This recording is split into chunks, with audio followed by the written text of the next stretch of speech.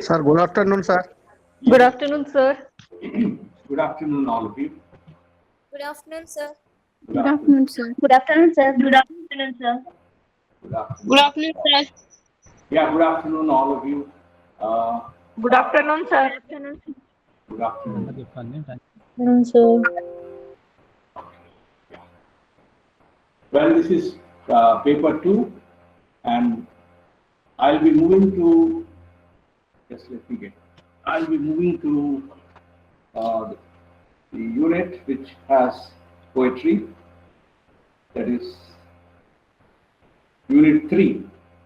So, Unit 1 background. I have finished Renaissance translation of Bible and epic. I'll come to allegory when we start the prologue. Sorry, the John Bunyan's Pilgrim's Progress. So when I discuss Pilgrim's Progress, I'll be discussing allegory. And when I discuss the way of the world, we'll be discussing the restoration drama. So moving into Unit 3, poetry, you have then the general prologue to the Canterbury Tales by Geoffrey Chaucer, Paradise Lost, only book 1. Then under metaphysical poetry, you have Donne, Herbert, and Marvel. So yeah, that's it. So you could, as we go through this unit, you can look up your material and then get back to me if you have any questions. Well, where is my presentation gone?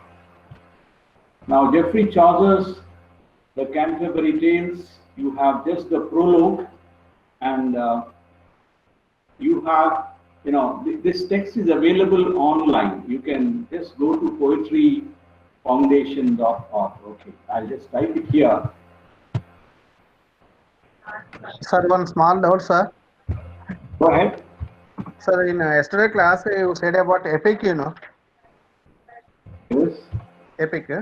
So Yes. our famous writer Rabindranath Tagore wrote Gitanjali. Is that poem or epic, sir? No, that's not an epic. It's lyrical poetry. That is lyrical poetry. Okay. Yeah. When you talk about epics, you talk about narrative poetry. So you could talk about our own epics. The Ramayana and Mahabharata also are the epics, right? Okay, So, thank you, sir. Homer, Iliad, Odyssey, Gilgamesh, and all that. Lyrical poetry expresses emotions and feelings, whereas narrative poetry includes epic and ballad. A story is the focus of a poem. That is called narrative poetry. So obviously, an epic narrates a story. Well, now coming to Geoffrey Chaucer, yeah. Can you see this? Okay, poetryfoundation.org is one website which gives you, texts. So you can just Google it up and then get a text of the prologue. So poetryfoundation.org. Can you see it here? Yeah, I hope. Well, now. See. Pardon? You can see it, right? Now, quickly about the Canterbury Tales, I'll be just running you through some visuals, some pictures, so that you will have an understanding of what this Canterbury Tales is all about. So, to understand or to begin reading the prologue to the Canterbury Tales, I thought it would be important for us to understand where is Canterbury and what is it about. So some of you who have been to England might have seen Canterbury, but many who have not been, can Google up and see. Now this is the famous Canterbury Cathedral. Now you must have come across the words like church, cathedral, basilica, chapel. All of them, refer to different, buildings, okay, different kinds of architecture. Now, a cathedral is a place where there is a cathedra. Cathedra in Latin means throne. So, where in a church, which obviously would be very big, if you have the throne of the bishop, the chair of the bishop, that is called cathedral. So you have cathedral, you have St. Joseph's Cathedral in Chiragali Lane, okay, in Canterbury, and then you have in Medak, you have the cathedral, Medak Cathedral. So cathedral is cathedra, which means a throne. So this is the famous Canterbury Cathedral, where the shrine of Archbishop Becket, also called St. Thomas Becket, is. Now, this is now Canterbury is in Kent, in England. Kent is a place in England. There also is a very famous university called University of Kent. So this is it. And now this is a cathedral associated with, your screen is not displayed. Can you see my screen, please? No, sir. Oh, Yes, yeah. sir. We can. Aishwarya Sri is presenting. Aishwarya. No, sir. No, sir. No, sir. Okay. So now resume your presentation. Resume presenting. Let me see.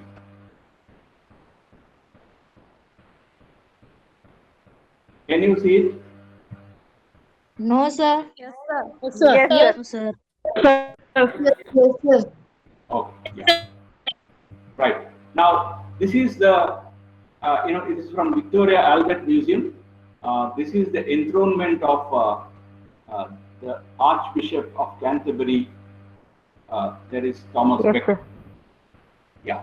Now this is the Becket's effigy. Effigy means they would. This is a kind of art that developed in the medieval period. That you have the effigies of the people who are buried. Okay, they obviously would be buried in sacred places. Most of them would be buried within the premises of the cathedral. So Becket's tomb is there, and on the tomb you will find a representation of the person. So this is the effigy of Thomas Becket. Okay, and this is the place where Thomas Becket was, murdered, killed. You can see the representation of the, the daggers, the swords used by the 4 knights to kill Becket. This is the place where Becket was murdered within his own cathedral. This is the preserved robes which were worn by Becket. Okay, they are in the museum. Okay, yeah, this is it. Now, coming to now, you have an idea of what the Becket shrine would be like. Okay, coming to Geoffrey Chaucer. Now, this is the painting of Chaucer, 16th century, based on a work going back to the 1400s. So this is from the National Portrait Gallery, NPG. National Portrait Gallery is in Britain. So this is from Geoffrey Chaucer, a picture of Geoffrey Chaucer. Some of it, sometimes it appears in his own works. Okay, right. Now, this is I want you to have a look at the late 14th century manuscripts of Canterbury Tales. Forget about the information. This is from the National Library of Wales. So these manuscripts are all available in the museums. You must understand that. Okay, it's not a mere story that somebody has told and somebody else has narrated that story. You have documents dating back to the this 14th century here. This is again from the manuscript of the Canterbury Tales. They were all written down. They were all manuscripts. They were written, and they were also illuminated. Now, if you can see this flower, this design, okay, they used to use a lot of color pigments, sometimes gold and silver also. So these were called as illuminated manuscripts in the medieval period. Okay. Excuse me, sir. Can you please show me first picture, sir? Pardon? Can you please show me first picture, sir? This one? Sir, we can't hear you Yeah, here. yes, sir. Can't hear me? Yes, it is clear, sir. Thank you. Am I clear now? Okay. Yes, Am yes, I clear? Yes, sir. Yes, sir. Okay. Right. Now, this is the illuminated. Now, this is the famous Ellesmere manuscript, okay, of the Canterbury Tales. Now, you can see Chaucer is shown as riding a horse. He is represented as one of the pilgrims. So you must not assume that the speaker of the poem is the Chaucer. So in poetry, what you have is anybody who speaks those lines in a poem, that somebody would be called as a persona, not the poet necessarily. So this is the illuminated manuscript called the Ellesmere manuscript, 15th century manuscript. Now this is from Southwark of London Borough. No audio. Why no audio? Can you hear me now? Yes, sir, we can hear you clearly. Yes, sir. Right. So please, in your chat, we are asking which unit. So you should be knowing according to the timetable. Okay. This is unit 3. Okay. Now this is Geoffrey Chaucer, 1342 to 1400. England's greatest medieval poet, the author of the Canterbury Tales, the Tabard Inn. Now this is the location of the Tabard Inn. Okay. Now, can you see this? In England, you will find all these blue, what shall I say, signboards, which mark important historical places. Okay. Yeah. Now, the action now, Tabard Inn is a real place in London. Before it was burned down and built again. Okay. Tabard Inn is a real place which features in Chaucer's poem. Okay, so Tabard is not a coffin bull story. Tabard Inn, okay, it existed. Okay, and now from 1300 to 1699, this inn. Can you see this? This is a reconstruction of the inn. This existed from 1300 to 1699. It was burnt down during the Great Fire of London. Tabard is in London, in a place Southwark in London. It was burnt down during the Great Fire, and this reconstruction existed till 1850. After which again it was pulled down. So this is the old Tabard Inn. This is the reconstruction till 1850. And I'll go back here.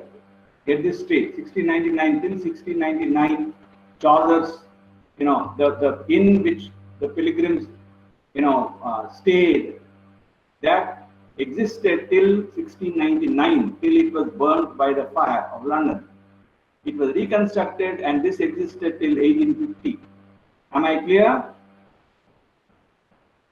Yes, sir. Right. Yes, sir. Now this is still presently. This is the this is in the place of the inn. Near the inn, there was another inn called the George. Okay. Now it was built in 1677, and it is still surviving. Now it is still functioning. Are you able to understand this? This building, which was constructed in 1677, something that looks like the Tabard Inn, is still used by people. Now, coming to Prologue to the Canterbury Tales, I want one of you to read this out. Professor Neville Coghill, who is a Chaucer scholar and who translated Chaucer into modern English. I think I'll show it here. I have, can you see this? Neville Coghill's, yeah? Yes, sir. Okay, this is by Neville Coghill. Yeah, now this, so one of you please read it. Okay, in all literature, there is nothing that touches or resembles the prologue.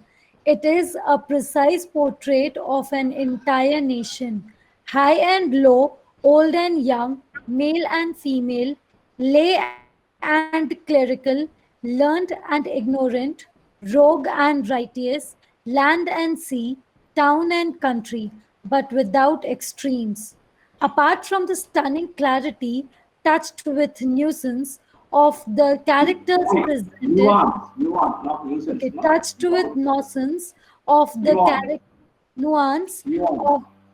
nuance of the characters presented, the most noticeable thing about them is their normality.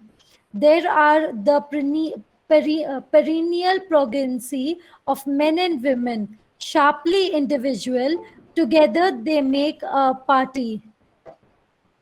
Thank you. This is from the preface, the introduction that Neville Coghill wrote to his own translation of, why I call it translation is, it's not actually a translation, but it's a kind of a modernized version of the prologue, which is written in Middle English.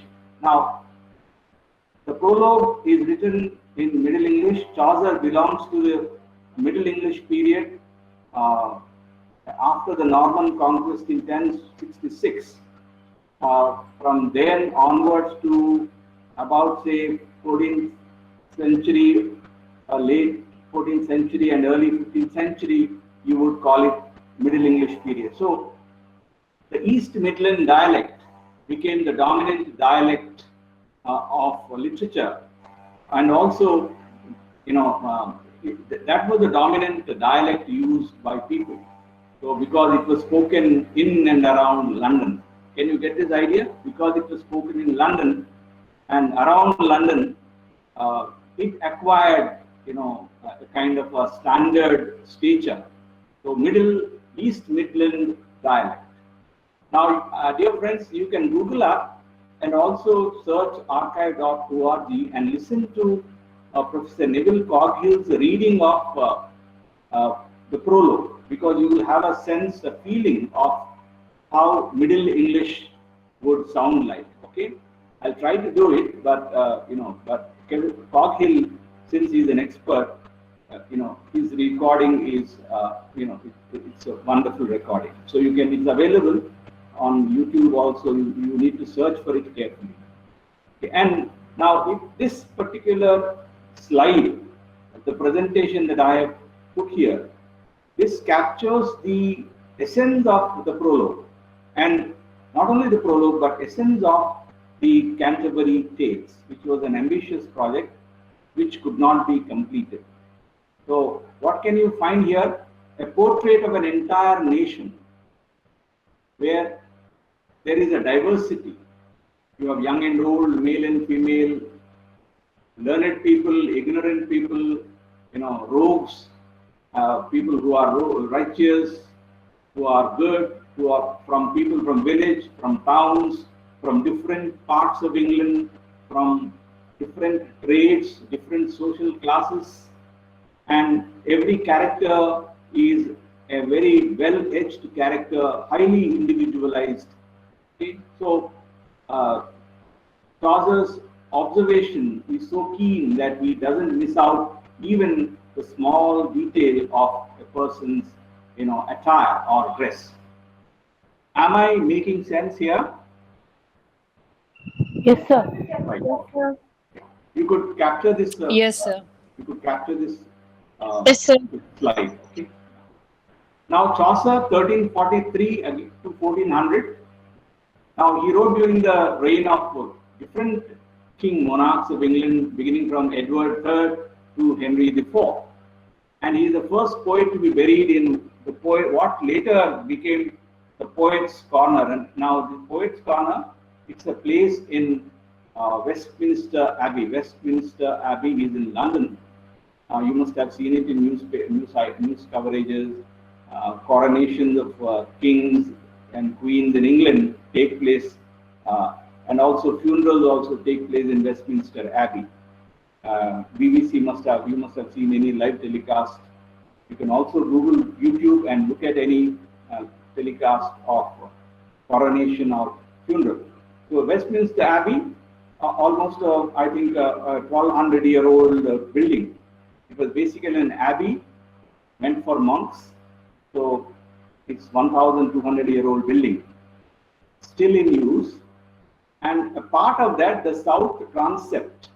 Now, a cathedral would be in the form of a church, would be in the form of a cross. So the two arms of the building, they are called the north transept and the south transept, because they would be facing east.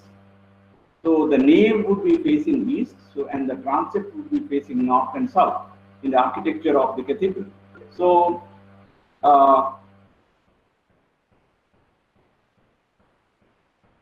somebody asked the question, what is the correct date of birth? Now this is, what is C? What does C symbolize? Centuries. Around. No. It is around. Sir. Sarka, around. It means Sarka. Yeah, good. It means around that time. So somebody said 1342 or 1343. The date is not clear because we don't have. No, it's not Christ. It is Sarka. I'll put it here. Somebody already put it there. C means Sarka, meaning around. Okay. Now, it is because we don't have a birth register record of Chaucer. Okay, this is the date which is accepted by scholars. Okay, when it comes to Shakespeare, you have an entry in the baptismal registry of St. Mary's Church in Stratford-upon-Avon. So you can immediately say that 1564, April 24th. Okay, you find the birthday of Shakespeare because it is recorded.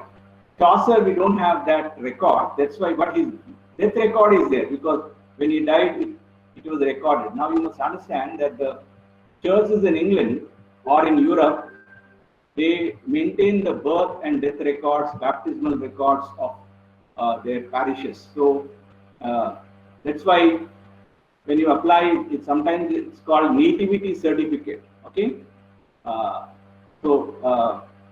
Now when you are applying for a visa to European countries or US, now if you don't have a birth certificate, it doesn't matter. If you have a baptismal certificate from the parish priest, because there's a record of your day you were baptized, and it also records the day of your date of your birth, that is accepted in the when you go to the interviews, consular interviews and all that. Anyway, so similarly, marriage certificate also, because it is issued by registry in the church, it is accepted. I hope these details are helpful. So Chaucer, it was buried in the Poets' Corner. So many great poets, literary persons are commemorated. Either they are buried there or they are buried elsewhere in England, but they are commemorated. There is a plaque, okay, which commemorates them. Sometimes you find some American poets also being honored in Westminster Abbey. So I'll leave out these biographical details because there are three phases: the French, Italian, and English periods. These are some of the works. You can Google it up. Shivakumari, please turn off your video, okay? The Book of Duchess, Troilus and Cresside.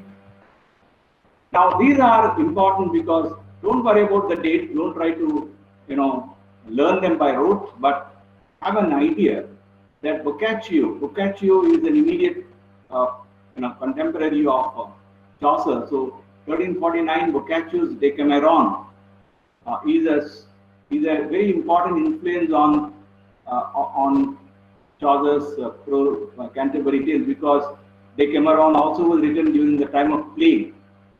Now we are living during the time of the coronavirus. So at that time, the plague was something that killed millions of people in Europe.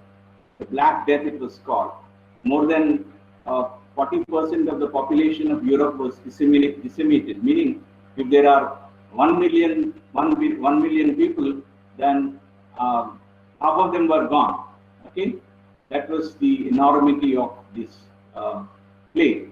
So Boccaccio, it begins when in Florence, a group of young women accompanied by young men, they move away from the town, city, and go to their a village, a rural resort, where they can escape the plague. And while they are there, they keep telling stories. So this is the background, this is the framework which Chaucer uses even in the Canterbury Tales. Now, Black Death, Langland's Piers Plowman. This is a poem about the peasants. So, and then these are other books by Chaucer, Parliament of Fowl, The Legend of Good Women, which is a dream vision, Book of the Duchess, Troilus and Cresside. I refer to it again. And then 1387 he began writing Canterbury Tales, but he could not complete it. This is some information. Now this Canterbury Tales is also known as an estate satire. So you have three estates here: the nobility, of course the order is a little gone wrong here, the church, the nobility and the commoners. So the church looks after the spiritual welfare of the body politic, the nobility that includes aristocracy, it defends the body politic, and the commoners, this class, provides for its physical needs. So these are called the three estates in European history. Hierarchical society, okay? But this is not rigid, because a commoner can acquire wealth and move into nobility. Chaucer is an example of that, and also Chaucer's own children, or his daughter, was married into aristocracy. So anybody could become a member of the church by going to the universities of Oxford or Cambridge. Okay, once you are a scholar, you can become a clerk. So that's why hereditary aristocracy and also acquired aristocracy. I hope I have made it clear. Okay, so this is called estate satire. The three estates. 1, 2, 3. Now, quickly, to understand the literary context of the prologue to Canterbury Tales. Now, the literary context is, can somebody read it quickly, please?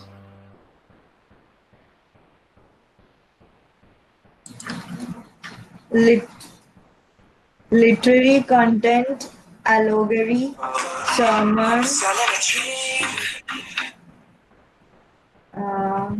mortality, play tradition, realism, new opposite to symbolism, moral instruction, and Didactic. rescue elements, subversion of order. Thank you. Thank you. Why I am asking you to read out is so that you will, to make sure that you are able to see it. Okay, one thing, and then also you, to participate. Now, the literary context is what was available to Chaucer when he was writing. Now, the dominant mode of writing was allegorical writing. That is a narrative which has more than the surface meaning. Okay, so a story or a narrative character or a situation, that can be read as something meaning, something that refers to what is very apparent, but it also stands for another level of signification. So that is allegorical. Then another literary device that was used, that was available to Chaucer, is the sermon, the religious sermon. Okay, so the Pardoner's Tale. Okay, the Pardoner's Tale, which is not there in the syllabus but is a part of the Canterbury Tales, is basically cast in the form of an exemplum and a sermon, a religious discourse. Then there is a dream vision, meaning it's a trope used in allegorical writing. You will find it in John Bunyan's Pilgrim's Progress. You can see it in Dante's Divina Commedia. So wherein a person falls asleep and wakes up into another world, and that becomes the subject of the narrative. Then there is morality play tradition also. Now, if you look at the rise of the drama in England, it began as a religious drama. So the mysteries, the miracles, and the moralities. The morality play tradition, wherein the characters become personified, essences of certain ideas. Okay, so you find that also in Chaucer. And realism was gaining ground during this particular period, which is opposed to old symbolism, wherein recording things as they are is something that was new at that time. So realism, moral instruction, didactic. Didactic means anything that attempts to infuse some teaching is called didactic. So the purpose of writing, one of the purposes of writing was didactic. Then last one is the carnivalesque. Carnival. You all know what a carnival is, but in the European context, in the medieval period, carnival refers to a festival, festivity wherein people were given a holiday and they were allowed to do what they wanted to, which was normally not allowed during the other times.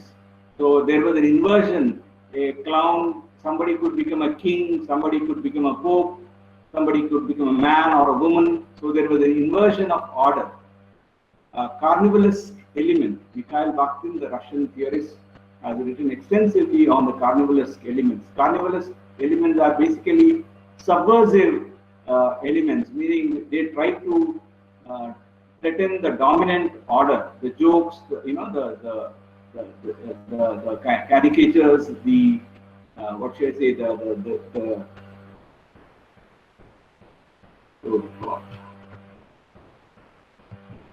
Sir, can you explain moral instruction, sir? Pardon? Moral instruction. Yeah, didactic. Can you hear me? Yes, sir, I can hear you. I am unable to follow that moral instruction, sir. Can you explain it again, please?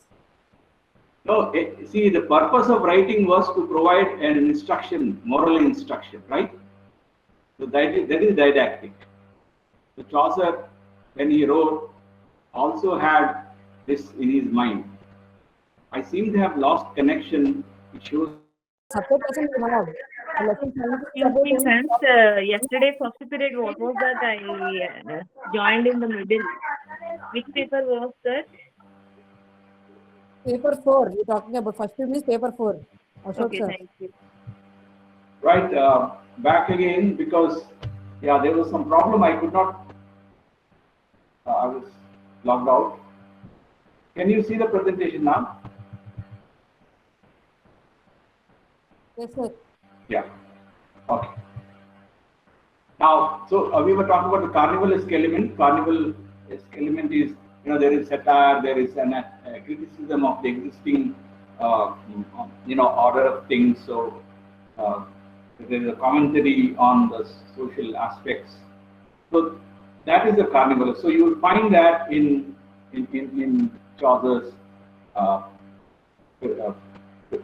Prologue to Canterbury Tales also. Now, this is the framed narrative. Okay. Now, the technique that is used in the prologue or the entire Canterbury Tale is the framed narrative. What is a framed narrative? Meaning, a story is framed in a particular context. There is a story within a story. Now, how does this function? Now, the prologue begins, the Canterbury Tales begins with the narrator going to the inn, the Tabard in South London, and then there is a host and you know, they set out on a journey to Canterbury, and you know, the stories are told on the way to Canterbury and back from Canterbury. So this is the frame of a story. So framed narrative. So Boccaccio's Decameron. Can anyone of you recall what Decameron is about? I just mentioned this minute ago, I think. Anyone? Boccaccio's Decameron. What is the context of that story? The plague, I told you about that. Young men and women going out of the city to escape death. Are we clear till there? Yeah. Sir, we are getting confusion, sir. Really. What is the confusion? Actually, we are searching in the book the contemporary tales. You are saying something else. Okay, so we are not matching textbook to your information, sir. I told it very clearly in my earlier classes No, sir, also. sir, it's clear. No, sir, it is clear. Now the point here is, Mr. Nagaraj, Sir. I am not going to read out from your textbook or whatever it is. Okay, I am here to help you understand what you are going to read. Now, if you can background of the poem. now see, one of you, Sunetra, I think, yeah. Now this is only for your reference, please. You are supposed to look at it. It is just a kind of an introduction to what you are going. You are supposed to read the text. Are you able to understand this?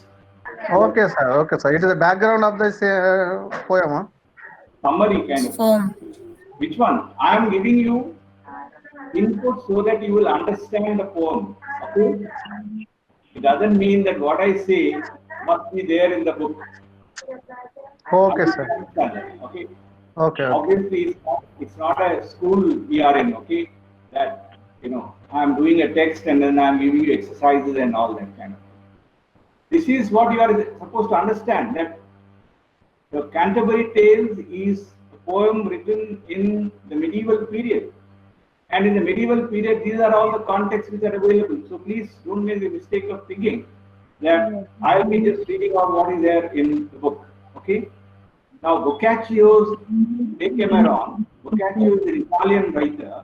Okay. 1353. This book appeared.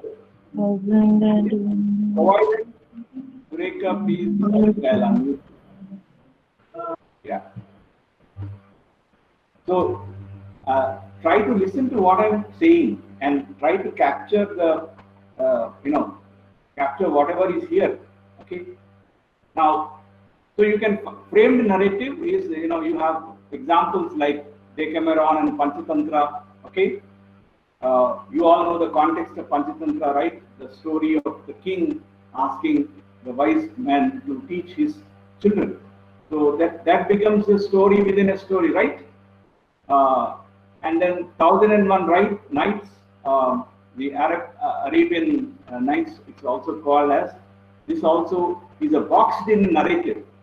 A story becomes the context of another story, and that other story becomes the context of another story. Okay, Scheherzade's stories to keep herself alive form the crux of the 1001 Nights. And it's not Dover, it's Gower's Confessions of Amantis. Okay, now the structure of Canterbury Tales is in the form of a medieval triptych. Now, a triptych is tree is three. A triptych is in painting. You have three panels. The central panel is about the life around, the real life as we see it. The left and the right panels represent the life after. So the two panels are spiritual, whereas the middle panel is the secular or the panel that deals with the real life. So this is the structure in which the prologue is, sorry, not the prologue, Canterbury Tales is organized. Now, quickly, now you will not find this also in the book. Who was Thomas Becket, and why are these people going to Canterbury? The story is about Canterbury Tales, right? Now, what is Canterbury? Why are they going there? Now, if you don't understand that, it doesn't make any sense. So, quickly, Thomas Becket was the Archbishop of Canterbury who was murdered in his own cathedral, okay, in 1170. So, 12th century. 1170 is how many years from now? About 900 years old. So he was killed. He was a friend of Henry II, King of England, and he was he's revered as a saint. Okay, he's also called Saint Becket. That's why people are going on a pilgrimage. Pilgrimage is, Canterbury is a shrine, is a holy place, is a sacred place, and these are visiting the saint, okay, the travelers. Now, Saint Becket was murdered by 4 knights. Don't worry about the names of them, okay. He was canonized by Pope Alexander III, and T.S. Eliot, American British poet who wrote The Wasteland, also wrote a wonderful play called The Murder in the Cathedral. So The Murder in the Cathedral is a play by T.S. Eliot. Now don't ask me, sir, that's not there in the book, so I can't help you. Okay? So The Murder in the Cathedral is about Thomas Becket. And what is the connection between Thomas Becket and Canterbury Tales? Can anyone tell me quickly?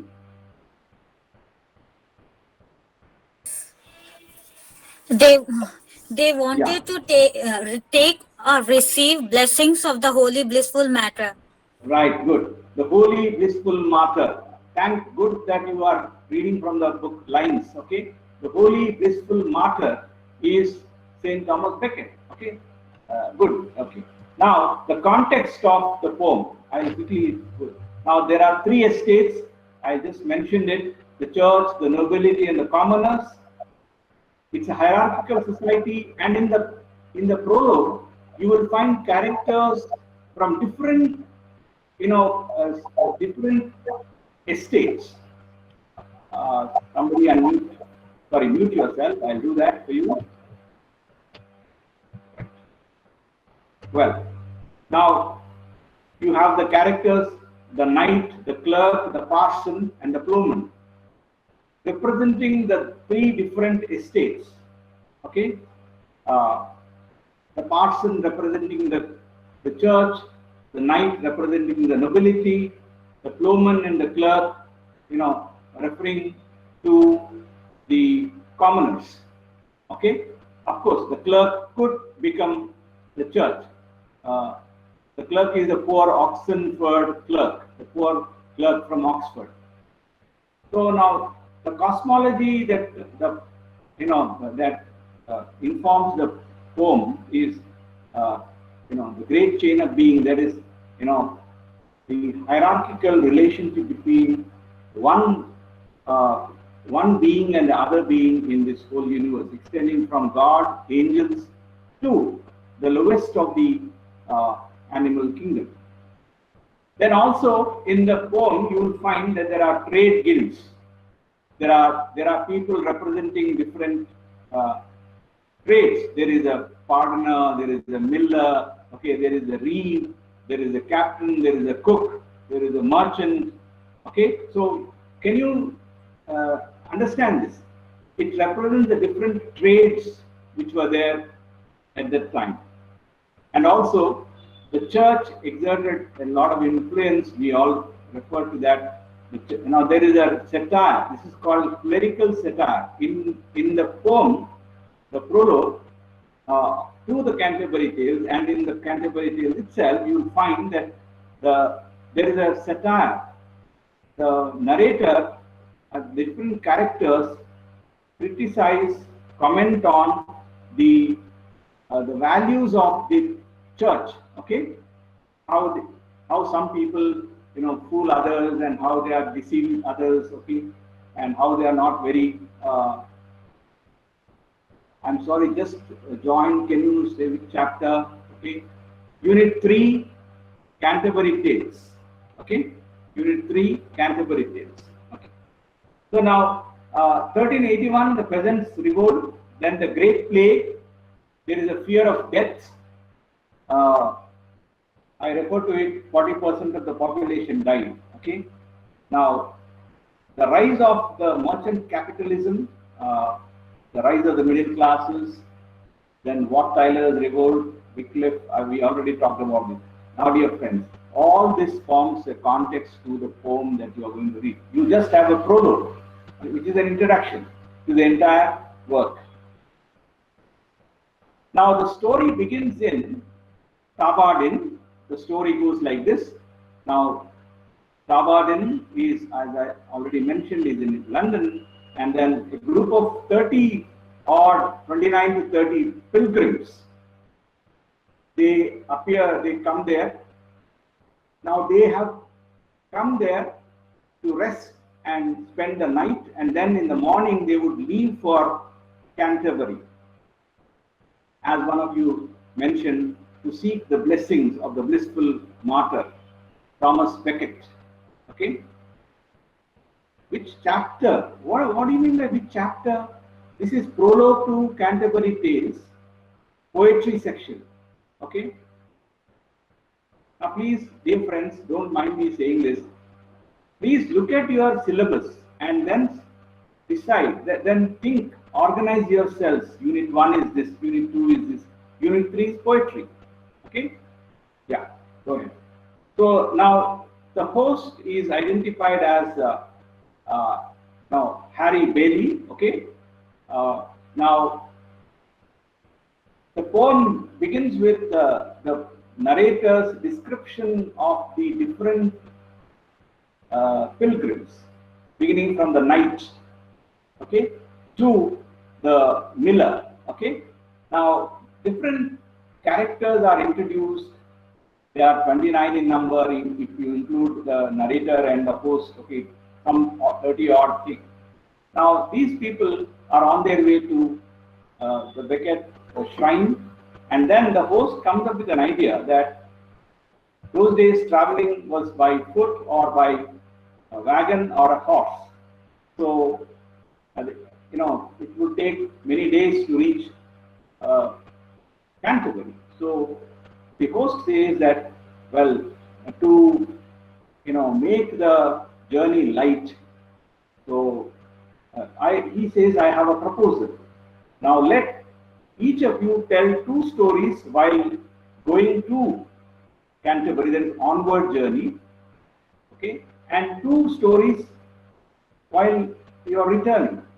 And I will ride along with you, and I'll be your guide, because I've been to Canterbury a number of times, so I know the place. So I'll be your guide through your long journey. And also I'll be the judge of your stories. I will decide who has told the best story, right? And the prize is that whoever tells the best story will be given a supper, you know, at the cost of the other travelers. Okay, so this was the agenda, and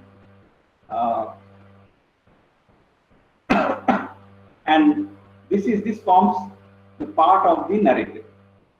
Okay, now this is not new.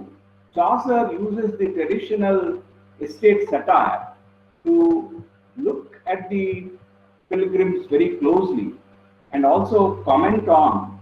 But one thing that we must understand, that he doesn't condemn anyone. He doesn't use a moral judgment, and he doesn't say that she is good. Of course, when he is talking about the wife of Bath, that is the wife from Bath, he doesn't say that she is married many times, and you know, he doesn't talk about her morals or being married number of times and all that. So the narrator, you know, reserves the judgment. He doesn't pass judgment on the characters. Now this is one wonderful approach of a writer, and it's very amazing that you find it in the 14th century. Okay, are we clear till here? Yes, sir. Yes, sir. What Yes, is sir. the social satire, sir? Yes, Social, sir. One, social satire. What is it? which one? Come again. Many of the pilgrims' portraits are based on long tradition of social satire. Social satire. Satire. Satire means what? A satire is a narrative wherein you focus on the you know Contemporary you society. focus Contemporary on society. you focus on the shortcomings of the people. You comment on certain things. That is called a satire. Okay. Your critical outlook concerning anything that is happening around you, that is satire. Usually it involves some humor. Okay. So social satire is, Chaucer here is talking about different people and their professions, and everybody's profession is connected to other people. So, question of ethics, question of morals, question of honesty, duplicity, all of them come into the play. That's why it's called a social satire. Am I clear till? I think I've been able to answer your question. Okay. Well, that's why, dear friends. Well, I don't want to leave you in the lurch. M.H. Abrams, a glossary of literary terms, provides you a ready, reference. So whenever you get a doubt, when you are reading different papers, then go to M.H. Abrams and look up what is a simile, what is a metaphor, what is figures of speech, what is synecdoche, okay, what is metonymy. Are you well understand? What is a soliloquy? What is a side?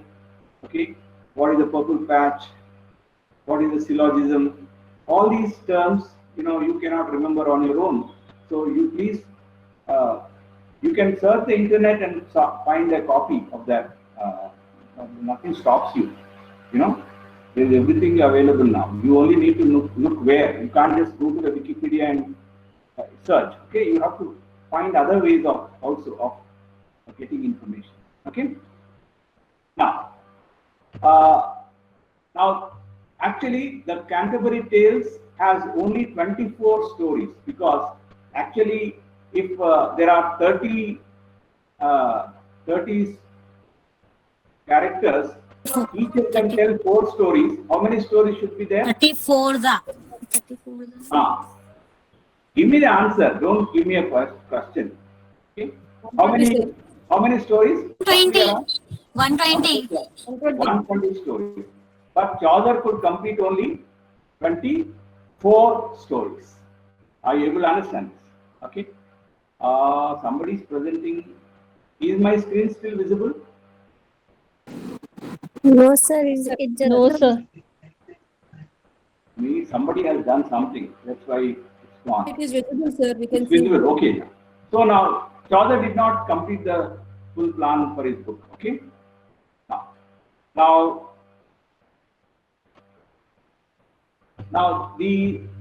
look at this. The stories are told in different genres. Okay.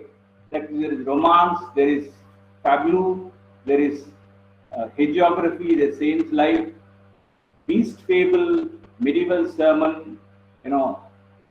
Because of this structure, the sketches, the links, and the tales all produce as complex presentations of the pilgrims. Okay. And in this, he uses both the secular and the religious frameworks. Okay. Now, Dryden, the poet, okay, can anyone read this? I've just given you 3 important responses to the pilgrim, preface, prologue to Canterbury. Quickly, anyone read this? Dryden, this is sufficient to say, according to the proverb, that here is God's plenty, rough diamond. William Blake calls him the great poetical observer of men. Matthew Arnold, Chaucer is the father of our splendid English poetry. Right. Yeah, thank you, ma'am. You can just make a note of this quickly. That Dryden calls the Canterbury Tales as God's plenty because there is so much of diversity, and Blake also sees it. Okay. Sir, your screen is not displayed, sir. Oh, what is happening then?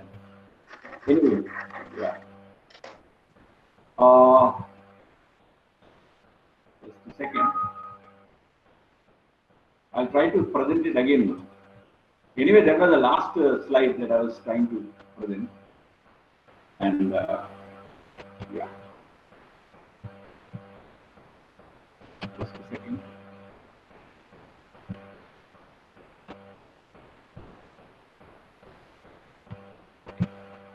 Right. Are you able to see it now? No, sir. No, sir. No, sir. No, sir. No, sir. Not able No, to see. sir. Right, I got it. Okay, that all of you are not able to see it, but yeah, maybe I think I'll do that. Okay, right. Okay, sir. Yeah, last one. We are talking about the last part. Yeah, this is it. Arnold calls Chaucer as the father of English poetry, and Blake calls him a great observer of men. Harold Bloom, the American critic, okay, calls him, he rates Chaucer along with Dante, Shakespeare, and Milton for his vast scope. Now you must be wondering that what exactly is the prologue about? Now the prologue basically is an introduction to the stories that follow. Okay, so now can you quickly note down this, because I haven't been able to put it on the slide.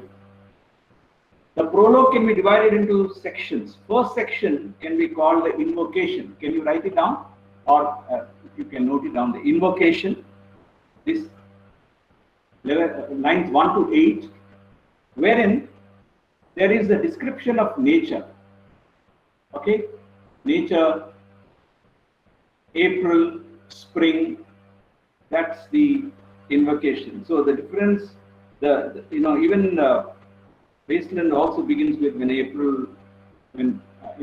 begins with April is the coolest month. Those of you who have the, on what page is this? You have some excerpts from that. 132. 139. 139.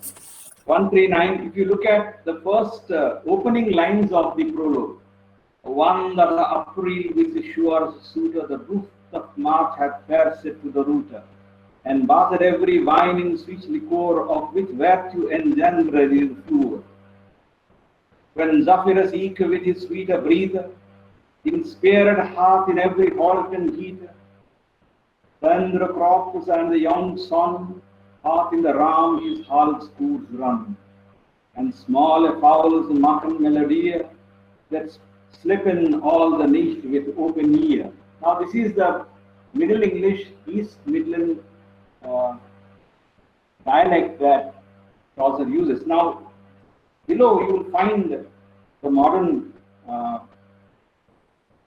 translation. Can anyone read this for me,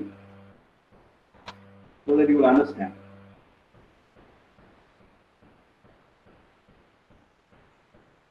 When April with his showers, do you want to read, Naheed? Yeah, I would like to, please. Yeah, go ahead. When April with his showers sweet with fruit, the drought of March has pierced up unto the root, and bathed each vein with liquor that has power to generate therein and sire the flower.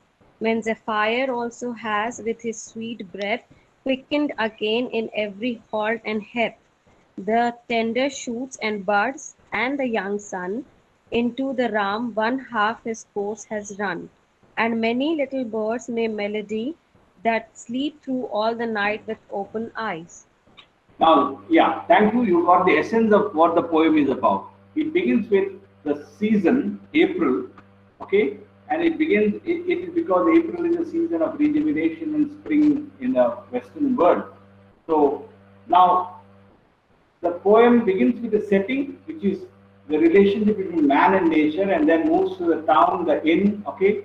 And then the narrator says that now I am going to describe the pilgrims who have gathered in the inn, and he goes about describing the different pilgrims. Now, quickly note down the important pilgrims that you can talk about. One is the knight and the squire, then the yeoman, then there is a nun, there is a monk, and there is a friar. Friar doesn't mean one who fries, but friar is a religious religious order. And the most important is there is a wife from Bath. She's called the Reef of Bath, and an Oxford clerk. And then there is a Franklin.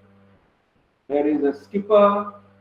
There is a haberdasher, a dyer, a carpenter, weaver, a carpet maker, a doctor, and a worthy woman from the city of Bath.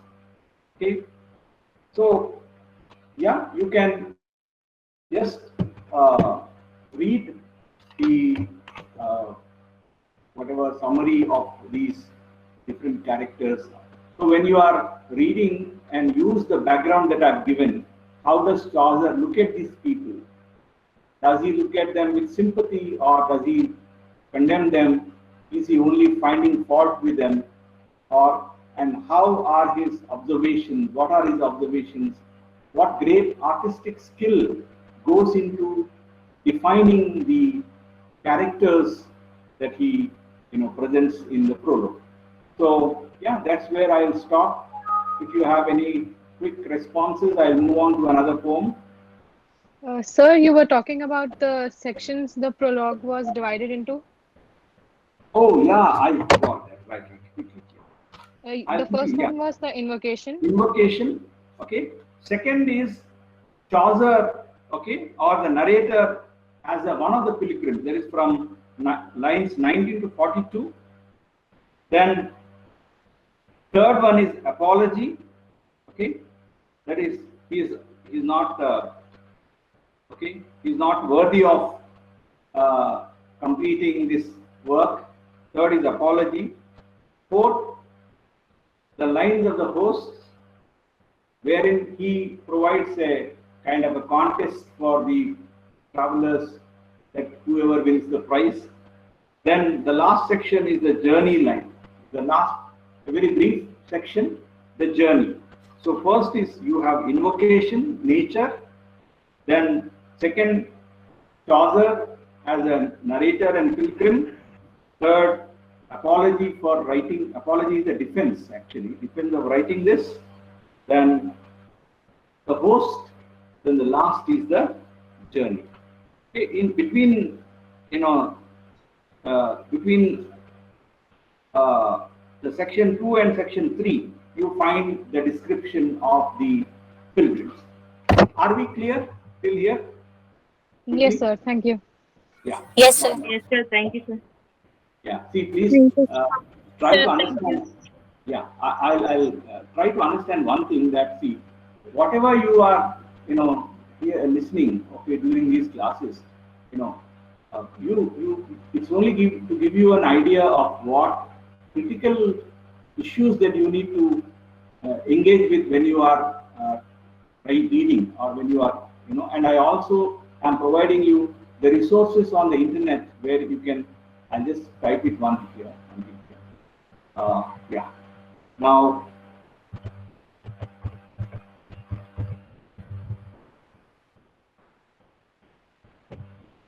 can you see that encyclopedia.com? Yes, sir. Right? You can get a lot of material from there also. Okay. Yes, sir. Literary encyclopedia, encyclopedia.com, Encyclopedia Britannica. Okay. You can. So there is a lot of information available. Okay. So, and also every publishing house has its own educational resources, like Macmillan,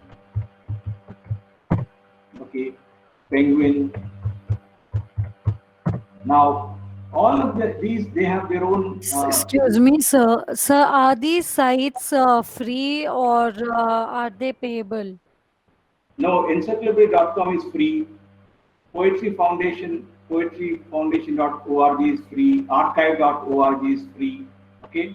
And the university websites are also all free, Stanford, MIT and all that. So I'm just giving you the websites which are in the public domain, okay? They are open access, okay? Sir, right? Can you write the website names and the message? Which one? Encyclopedia.com, Macmillan, Penguin, okay? Then I also talked about the British Library. Okay. You search for Chaucer, British Library in your Google search, and then you will land in this particular website, which offers you resources. Okay. Yeah, I'll talk more about this as we continue. Okay. You can bring your concerns to me in my next classes. Quickly, yeah, let me present. Sir, what are the questions, sir, can we expect from this Canterbury Tales, sir? Maybe when we come to the end of this, I'll talk about this. Right? Okay. Okay. See, once you understand the entire text, doesn't matter what question, okay? Doesn't matter what questions are asked. If you are familiar with the entire, thing that Chaucer, that the prologue is all about, then it doesn't matter whether the question is about Chaucer's description of, the spring, the short answer, or Chaucer's description of his pilgrims, okay, or describe the knight or the woman of the wife of Bath, okay, or the partner. What is the social satire in Chaucer's prologue to Canterbury Tales? How does he represent these all different trades and different vocations and different walks of life? Things like that. So don't worry, okay? Yeah. Quickly, oh dear.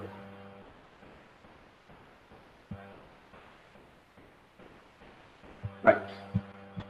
Now let's come to quickly talk about the next poem, John Milton, Paradise Lost. I'm using one text here, Penguin text, Paradise Lost, book 1. Okay. Yeah, you can use any text. And just a second, some of you are asking, are you able to see this?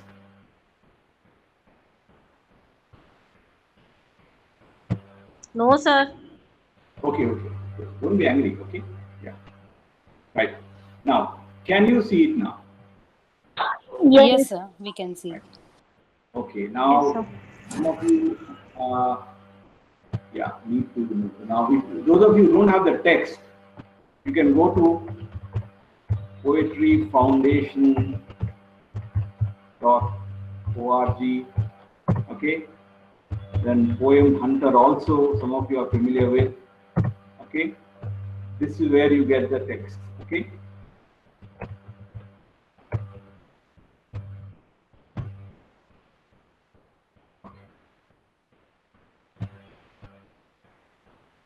Now, Milton is one of the greatest poets of Europe and also has become a kind of a classic. Okay, so anyone who knows anything about English literature will at least remember two names. One is, they say, Shakespeare and Milton. So, Milton has acquired a canonical status. Okay, so 1608, 1674. These are the details of Milton's life. I will quickly go through them. Okay. Now, this is unit 3, the second poem. Okay. Paradise Lost, book 1. Now, Milton was a Londoner. He is basically a city poet. He was born in London. His father was a composer, but he later on became a scrivener. Scrivener means a writer of legal documents and all that. So he attended St. Paul's School in London, St. Paul's School, part of St. Paul's in London. MA from Christ College, Cambridge. So he was also another name for, he was given a, name called Lady of Christ. It was called the Lady of Christ. The first ode that he wrote was on the morning of Christ's nativity. This is the first literary composition, 1629. Now, one thing about Milton is Milton took his vocation as a poet very seriously. He wanted to become a great poet, so he started preparing from a very early life, early childhood. He could read Hebrew, Greek, Latin, French, German, Italian. At a very young age, he would read incessantly throughout the night using a lamp, and that's the reason that one of the reasons that he went totally blind in 1652. Maybe at the age of 43 or so, he lost his sight. So Milton is remembered as a blind poet. How many of you know that? Yes, sir, I knew about it. Yeah, right. Can you think of any other great person in European culture who suffered from a deficiency, who suffered from a problem? He was, but he became a great person. He was a great composer, musician. Can you name that person who was deaf? How can a deaf person become a great musician? Shakespeare. Beethoven, sir. Pardon? Who is this? Was it Beethoven? Yeah. Can you identify yourself now? My name is Amber, sir. Amber. Okay, yeah, exactly. Good that you mentioned Beethoven. Beethoven is a German, one of the greatest composer of the Romantic period, and one of the great composers of Western classical music, along with Mozart, Bach, and Handel. Well, Beethoven was deaf, and he composed amazing music. So when you think about the disability of Milton, and also somebody like one of the great theoretical physicists who passed away, and there was also a film made about him, who suffered from an motor neuron disease. Brief history of time. Stephen Hawking. Stephen Hawking, who is confined to a wheelchair, right? Do you remember Stephen Hawking? Some of you? Yes. Yes, sir. Yes, sir. Yes, sir. Yes, sir. The greatest theoretical physicist. Yeah. So now the point I am trying to convey is that how difficult it is for a poet to be blind, how difficult it is for a composer to be deaf. So yeah. So his companion poems in Allegro, in Penseroso, these are two companion poems because they are in the form of a debate between like a pro and con. Those of you who are into teaching would know that we organize debating competitions for students. So you speak in favor of and against, so pro and con. In Allegro, in Penseroso are those poems. Comus is a theatrical performance-based work. It's a masque. Both came out in the same year. Then Lycidas is the elegy. Lycidas is remembered as one of the great elegies in English literature, which was written for his friend Edward King. Lycidas is a pastoral elegy. Now, Milton wrote during the time of the English Revolution, the Puritan Revolution, the Civil War, wherein the Civil War was fought between 42 and 51, and England became a Commonwealth from 1649 to 1660. This was a civil war between different groups who wanted to do away with the concept of monarchy. So for the first time, monarchy was removed, the king was executed. It is called regicide.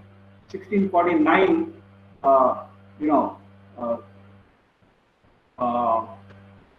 king was executed, the execution of Charles I. Okay, this is also called as the Puritan period or the Commonwealth period. Okay, now so by 1652, Milton became blind, but before that, Milton served as Latin secretary to Oliver Cromwell's government. He was a high-ranking official in Cromwell's government, and then he did not write in poetry at that time, but he was writing pamphlets. He was writing political letters and defenses like the tenure of kings and magistrates, iconoclastus, and so Milton's life was totally engrossed in politics. So if at all there is a political poet in England, Milton was the most political of the poets. He was involved in the revolution. So he was a revolutionary poet. Are you able to understand this? Okay. Now, his Areopagitica, we are going to talk about it. 1644, it is considered to be the landmark in the freedom of conscience or the freedom of the press. It is still quoted by judges, juries, constitutional experts all over the world. Whenever there is an issue of personal liberty and conscience, people immediately remember Milton's Areopagitica. And when was it written? 1644. The freedom of not press alone, but the freedom of an individual to express whatever he or she wants to. This again comes up in the First Amendment in the U.S. Constitution. Yeah, I think we can talk about it when we move to American literature.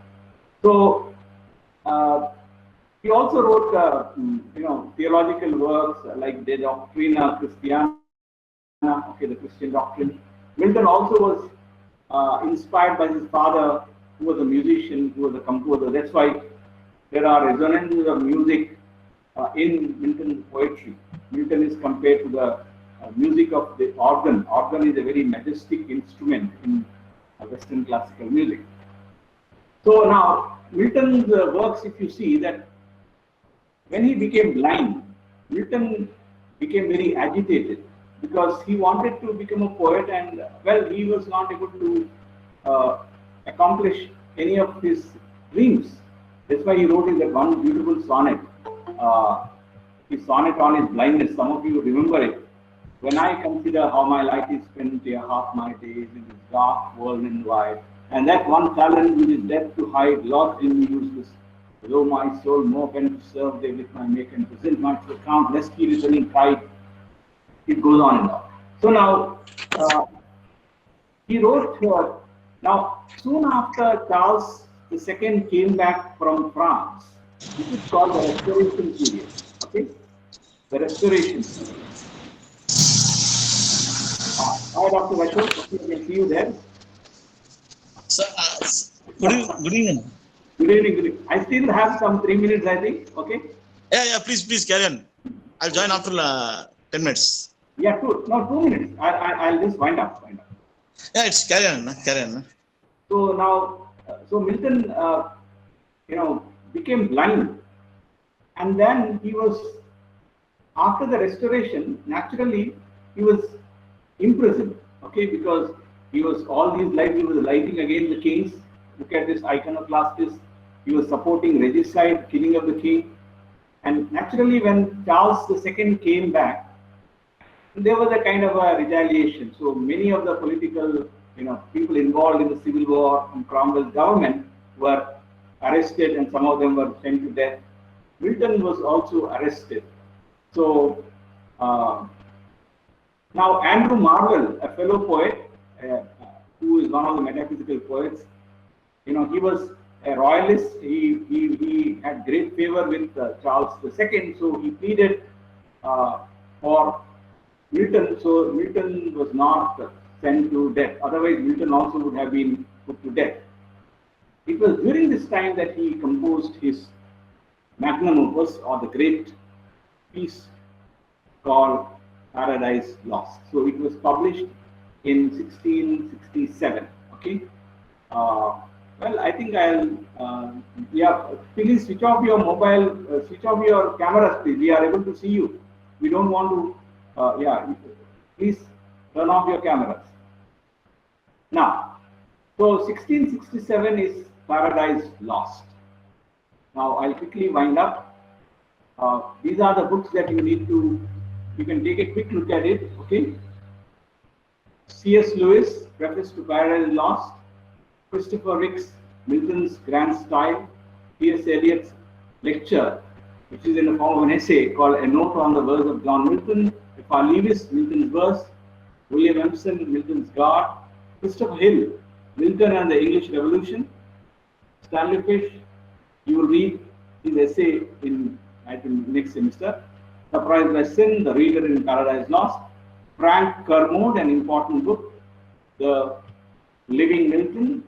And Martin Evans, Milton's Imperial Epic, Paradise Lost, and the Discourse of Colonialism. These are the important, works on Paradise Lost and Milton. You can just, some names you need to remember: C.S. Lewis and T.S. Eliot, Christopher Ricks. These are the 4 important names you have to remember, because in your exams you need to talk about Grand Style and Milton's style and all that. Okay, so please. Yeah. Now, before we break off, I want you to get these references. Now, the story of the Paradise Lost, the subject, the theme is from these books. So, Genesis chapters 1 to 3, Genesis is the first book in the Bible of the Old Testament. So, you can just read chapters 1 to 3, you get an idea. Then, of course, you don't need to. I'll give you the references from the prophet Isaiah and from Revelations. So, Satan and Satan's character and Satan's war in heaven and all that is covered in this. So, at least I think those of you who can access Genesis chapter 1 to 3, the story of the fall and creation is mentioned here. So, yeah, you can, before we meet again, I think you can look up and then we can be more comfortable while discussing. Okay? Right then, see you all and Thank you, sir. Thank you, sir. Thank you, sir. Bye. Thank you.